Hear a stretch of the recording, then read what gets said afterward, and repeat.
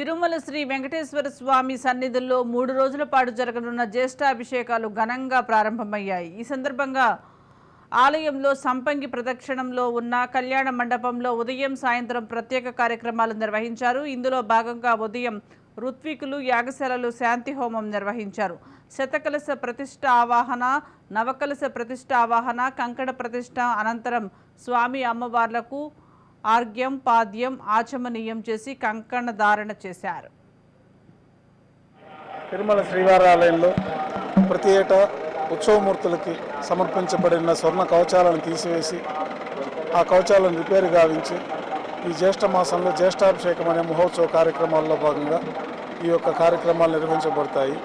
జ్యేష్ఠ మాసంలో జ్యేష్ఠ నక్షత్రంతో పరిపూర్ణమయ్యే విధంగా 3 రోజుల పాటు విశేషంగా హోమాలు, స్వామివారికి స్నపన తిరుమంజనాలు వైభవంగా నిర్వహించబడతాయి. ఈ కార్యక్రమాలు ఈ నెల 19వ తేదీ, 20వ తేదీ, 21వ తేదీ 3 రోజుల పాటు వైభవంగా నిర్వహించబడతాయి. మొదటి రోజు జ్యేష్ఠాభిషేక మహోత్సవంలో భాగంగా ఉభయ దేవేరులతో శ్రీ మలయప్ప స్వామివారు నిజ స్వరూపంతో ఉత్సవాలను దర్శించుకోవచ్చు.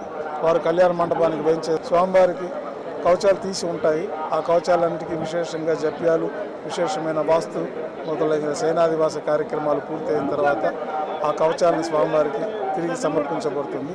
ఆ రోజు సాయంత్రం స్వర్ణ కవచాలతో స్వామివారి 4 తిరువీధులు తిరుమల